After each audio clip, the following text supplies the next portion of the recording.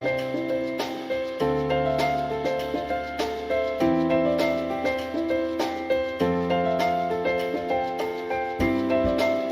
morning, everyone. I welcome you to all Rainbow Short Academy Rudrapur. So, before we begin, please subscribe the YouTube channel if you haven't subscribed. And if you find this video useful, please like it and share it. So, guys, today we are discussing the history of Indian Army.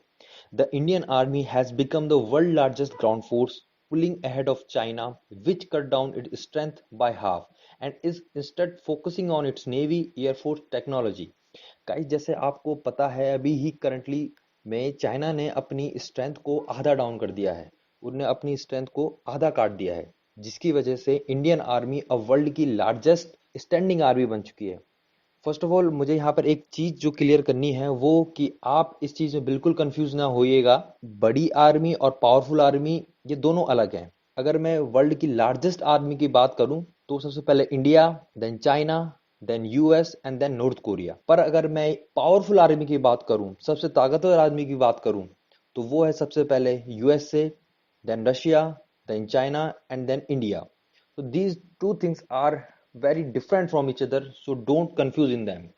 Origin of Indian Army. The Indian Army originated from the armies of East India Company, which later becomes British Indian Army.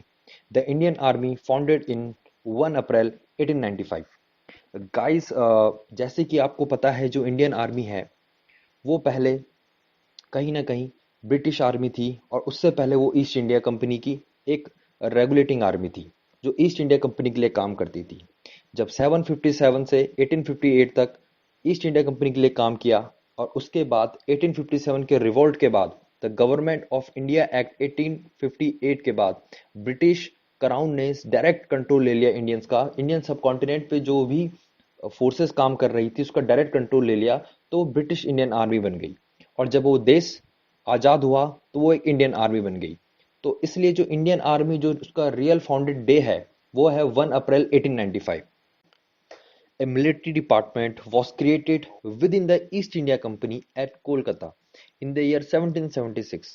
Its main function was to sift and record order relating to the army that were issued by the various departments of East India Company for the territories under its control. Guys जैसे कि आप सबको पता है कि 1947 से पहले हमारा देश गुलाम था। उससे पहले ब्रिटिश का गुलाम था और ब्रिटिश से पहले ईस्ट इंडिया कंपनी का गुलाम था। गाइस जब इस देश में आजाद होने से पहले बहुत सी कंपनीज आई, पुर्तगास एंड यूर Dutch and East India Company. But East India Company सबसे ज्यादा ताकतवर साबित हुई और उसने इस देश पे करीबन 100 साल राज किया, 757 से लेके 1858 तक। 1776 में एक मिलिट्री डिपार्टमेंट बनाया गया ईस्ट इंडिया कंपनी के अंदर। ये इस मिलिट्री डिपार्टमेंट का काम ये था कि ये ईस्ट इंडिया कंपनी के सारे रूल्स रेगुलेशन को फॉलो कराए और जिस जिस जगह पर ईस्ट इंडिया कंपनी का कंट्रोल है उन कंट्रोल में सिक्योरिटी प्रोवाइड कराना। With the Charter Act of 1833, the Secretariat of Government of East India Company was reorganized into 4 departments, including Military Department. The army in the presidencies of Bengal, Bombay and Madras functioned respective presidencies army until 1 April 1895 when they were unified into a single Indian army. Guys जब charter act of 1833 आया था तो east India company को 4 अलग अलग department में reorganise किया गया, जिसमें से एक मिलिट्री डिपार्टमेंट भी था।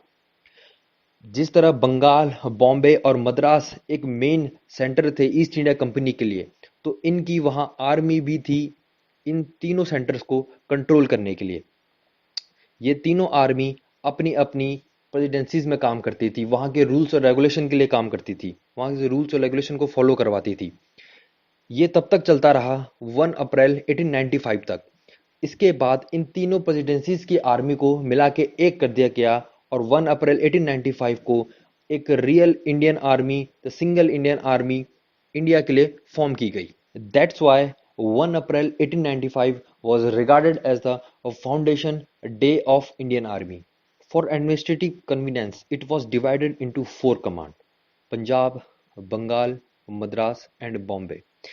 गाइस ईस्ट इंडिया कंपनी को जिस तरफ 4 अलग अलग डिपार्टमेंट में रिऑर्गेनाइज किया गया, उसी तरह एडमिनिस्ट्रेटिव कन्वीनियंस के लिए ईस्ट इंडिया कंपनी को 4 हिस्सों में बांटा गया, जैसे पंजाब, बंगाल, मद्रास और Bombay. Kitchener reforms. The Kitchener reforms began in 1903 when the Lord Kitchener of Khartoum, newly appointed Commander-in-Chief of India, completed the unification of the three former presidencies' army and also the Punjab Frontier Force into one Indian army. In 1905, the four existing commands were reduced to three and together with the army headquarters arranged in 10 standing division and 4 independent brigade. Guys 1903 में जो Lord Kitchener थे वो commander in chief बने India के। Commander in chief का मतलब guys general, जो army को हेड करते थे। तो ईस्ट इंडिया कंपनीज की जो 3 प्रेसिडेंसीज में जो आर्मी काम कर रही थी उनके जो हेड बने वो लॉर्ड किचनर बने। तो इन्होंने आने के बाद जो तीनों फॉर्मर प्रेसिडेंसीज थी, बंगाल, मद्रास और कोलकाता, इसके साथ पंजाब फ्रंटियर फोर्स को भी मिला दिया। गाइस 1905 में जो हमारी 4 एग्जिस्टिंग कमांड थी पहले, जो मैंने आपको बताया था कि एडमिनिस्ट्रेटिव कन्वीनियंस के लिए ईस्ट इंडिया कंपनी को 4 भागों में बांटा गया था, पंजाब, बंगाल, मद्रास और बॉम्बे। तो इन 4 कमांड के साथ इन्होंने इस आर्मी को मिक्स कर दिया और उन 4 कमांड को रिड्यूस कर दिया 3 कमांड्स में, northern command, western command and eastern command. Northern command comprised the 1st Peshawar Division, the 2nd Rawalpindi Division, the 3rd Lahore Division, the Kohat Brigade, the Banu Brigade and the Desert Brigade। Guys जैसे कि हमने ऊपर अभी पढ़ा कि जो Indian army जब बनी, हम चारों प्रेसिडेंसीज को 3 उसमें रिड्यूस करा, 3 कमांड में रिड्यूस करा, तो उनको 10 स्टैंडिंग आर्मी और 4 इंडिपेंडेंट ब्रिगेड में रखा गया, जिसमें से नॉर्थर्न कमांड के अंदर the Peshawar brigade, Rawalpindi, Lahore division, Kohat brigade, ये सब ब्रिगेड इसके अंदर डाली गई। ऐसे ही वेस्टर्न कमांड के अंदर और ऐसे ही ईस्टर्न कमांड के अंदर डिफरेंट ब्रिगेड्स को डाला गया और डिवीजन को डाला गया। Army headquarter retain the 9th Secunderabad division and Burma division under its direct control. जो आर्मी हेडक्वार्टर थे उन्होंने अपने डायरेक्ट कंट्रोल के अंदर जो आपका सिकंदराबाद डिवीजन है, जो 9th सिकंदराबाद डिवीजन है, उसको रखा और बर्मा डिवीजन को अपने डायरेक्ट कंट्रोल में रखा। After the reform ended in 1909, the Indian Army was organized along British line. It was always behind in terms of equipment. An Indian Army division consists of 3 brigades, each of 4 battalion. 3 of these were Indian and 1 was British. Guys, जब 1909 में reforms खत्म हुए तो Indian army को भी उसी तरह train किया गया जिस तरह ब्रिटिश को ट्रेन किया जा रहा था। हालांकि अगर मैं इक्विपमेंट की बात करूं तो इंडियन आर्मी हमेशा कहीं ना कहीं ब्रिटिश आर्मी से पीछे रही। इंडियन आर्मी डिवीजन में 3 ब्रिगेड रखी गई और हर ब्रिगेड के अंदर 4 बटालियन, जिसमें से 3 इंडियन आर्मी की और 1 ब्रिटिश बटालियन थी। First world war 1.3 million Indian soldiers served in the First World War with allies, in which 74,187 Indian troops were killed or missing in action. Prior to the outbreak of the First World War, the strength of the British Indian Army was 1,55,000, and by the November 1918, the Indian Army is rose to the size of 5,73,000 men. Guys, जब first world war शुरू हुआ, जो 1914 में शुरू हुआ, उससे पहले हमारे रिफॉर्म्स एंड हो चुके थे। तो जो 1914 में जब वर्ल्ड वॉर शुरू हुआ तो उसमें इंडियन जो आर्मी थी, जो हमारी, वो डायरेक्ट ब्रिटिश कंट्रोल के अंदर थी। तो जो ब्रिटिश कंट्रोल के अंदर थी तो इन्होंने डायरेक्ट जो था वर्ल्ड वॉर में हिस्सा लिया, जिसमें हमारे 74,187 जो जवान थे, उसमें से काफ़ी जवान जो मरे और कुछ का पता ही नहीं चला, कुछ बिल्कुल एक्शन में मिस हो गए थे। आउटब्रेक से पहले, जब फर्स्ट वर्ल्ड वॉर शुरू हुआ उससे पहले हमारी जो स्ट्रेंथ थी इंडियन आर्मी की, दैट वाज 1,55,000, पर जब वर्ल्ड वॉर खत्म हुआ 1918 में तो हमारी स्ट्रेंथ 5,73,000 मैन तक पहुंच गई।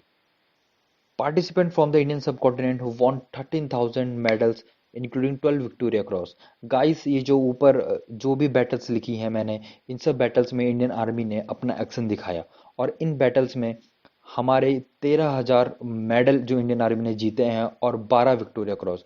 गाइस, मैं विक्टोरिया क्रॉस की अगर बात करूं तो एट प्रेजेंट जो हम परमवीर चक्र बोलते हैं, जो सबसे बड़ा सम्मान होता है एक सोल्जर के लिए, एक सिपाही के लिए, उसके बराबर था। तो उस वक्त 12 विक्टोरिया क्रॉस जो थे हमारी इंडियन आर्मी ने जीते हैं। After the first world war the British started the process of Indianization, by which Indians was promoted into a higher officer rank. The Indianization of the British Indian Army began with the formation of the Prince of Wales Royal College at Dehradun in March 1912 with the purpose of providing education to the well-to-do Indian families. Indian officers were given King Commission after passing out. The King Commission Indian officers were equivalent in every way to the British Commission officer and had full authority over the British troops. 74,187 officer और जवान हमारे world war one में शहीद हुए, जिसके बाद British सरकार को ये लगा कि कहीं ना कहीं ब्रिटिश इंडियन आर्मी का इंडियनाइजेशन और मॉडर्नाइजेशन जरूरी है, जिसके लिए वेल्स रॉयल कॉलेज खोला गया देहरादून में। मैं वेल्स रॉयल कॉलेज की बात करूं तो इसे प्रेजेंट में RIMC के नाम से जाना जाता है। RIMC मतलब राष्ट्रीय इंडियन मिलिट्री कॉलेज। यहाँ से पास होने वाले हर अफसर को किंग्स कमीशन इंडियन ऑफिसर कहा गया। किंग्स कमीशन इंडियन ऑफिसर वो ऑफिसर थे जिन्हें पूरा राइट था ब्रिटिश ट्रूप को ऑर्डर करने का। गाइस 1980 से 1932 के बीच सिर्फ 64 ऑफिसर को किंग्स कमीशन मिला। ये कहीं ना कहीं ये दिखाता था कि जो इंडियनाइजेशन हो रहा है ब्रिटिश इंडियन आर्मी का वो बहुत स्लो हो रहा है। और मैं 1980 से 1932 की बात करूं तो ये भारत की आज़ादी का अहम समय था, तो इसलिए पॉलिटिकल पार्टीज ने ब्रिटिश गवर्नमेंट को एक पॉलिटिकल प्रेशर क्रिएट किया कि जो इस इंडियनाइजेशन को तेज करे। तो इसके लिए 1932 में इंडियन मिलिट्री एकेडमी देहरादून में बनाई गई, जिसे हम आज भी इंडियन मिलिट्री एकेडमी के नाम से जानते हैं। Second world war. At the outbreak of the Second World War, the Indian Army numbered 205,000 men. Later on, during Second World War, the Indian Army would become the largest all-volunteer force in history, rising to over 2.5 million in size. In doing so, 2 armored division and airborne division were created. Contribution of Indian Army in Second World War, like Anglo-Iraqi War, Syria-Lebanon campaign, Anglo-Soviet invasion of Iran, Battle of Hong Kong, Malia. About 87,000 Indian soldiers lost their life during the conflict. Indian soldiers were awarded 30 Victoria Cross during the Second World War. 1939 से 1945 तक second world war चला। 1939 में जो Indian army है इसका size था 205,000 और 1945 तक ये 2.5 मिलियन हो गया। ये सब करने में 2 आर्मर्ड डिवीजन और 1 एयरबोर्ड डिवीजन को भी बनाया गया।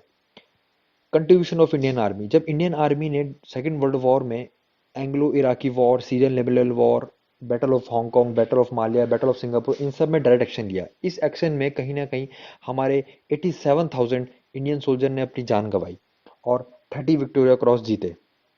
As a result of partition of India in 1947, the formation, unit, asset, indigenous personnel of Indian army were divided with 2/3 of assets being retained by the Union of India and 1/3 to the new Dominion Pakistan.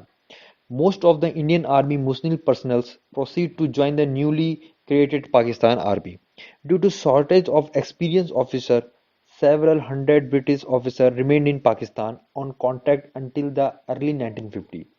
Army Day is celebrated on 15 January every year in India in recognition of the late General K.M. Kariyappa taking over as the first Commander-in-Chief of Indian Army from Sir Francis Boucher, the last Commander-in-Chief of India, on January 1949. 1939 से 1945 तक second world war चला और 1945 से 2 साल बाद हमारा देश आज़ाद हुआ। हमारे देश के आज़ाद होते ही पाकिस्तान एक नया देश बना, जिसकी वजह से हमें अपने एसेट को डिवाइड करना पड़ा।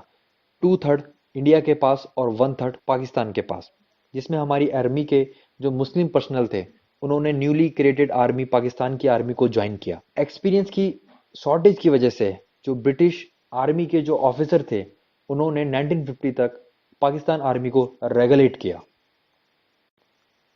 सर जनरल फ्रांसिस बूचर ये लास्ट ब्रिटिश कमांडर थे जिन्होंने इंडिया की आर्मी को रूल किया।